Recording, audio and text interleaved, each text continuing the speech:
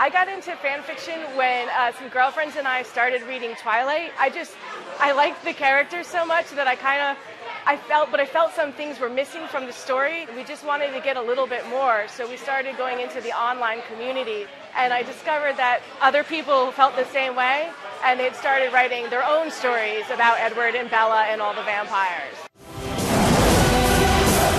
I mean, when you take a character that's already established and you sort of become God a little bit, and you can, maneuver and make these worlds and put this character that you love in this world and get him or her to do whatever you want.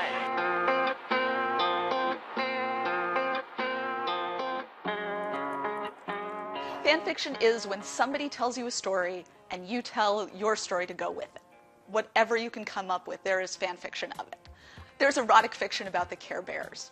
There's a famously hilarious story that somebody wrote as a parody one year, which is all about, the Care Bears having sex. What do you see? Right now, a lot of people are having fun writing across various versions of Sherlock Holmes. Naomi wrote a fantastic Irene Adler story, for instance. And you really want a woman to write Irene Adler. And is not Holmes's girlfriend, and is not a villain, and she's not Catwoman. And so Naomi's story, she's wonderful, and she's smart, and she's happy, and she's in Paris. Kindle Worlds could be a very interesting thing. I like the idea that it's allowing authors of fan fiction to make some money, but I also think it could be a little bit exploitative of the writers themselves. For instance, for 99 cents for a story, you will get 35%. So, let's say you get 35 cents a story.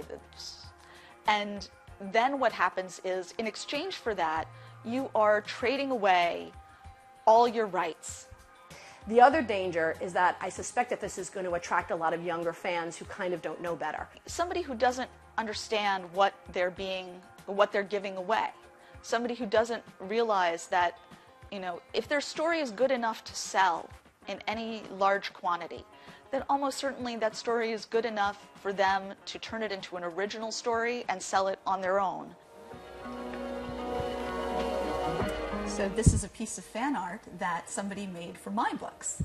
I write fan fiction for other works, and now people write fan fiction and make fan art for my own professional book series, the Temeraire series. I think this is something that people don't get about fandom, especially now that it seems an internet phenomenon. I think people sort of think that fans are sort of very isolated and that they're having relationships with consumer products. That's not true. They're having relationships with other people. There are fans now I've known for 20 years. I've seen them through the birth and raising of their kids. It's not something that just stays in a little consumer box.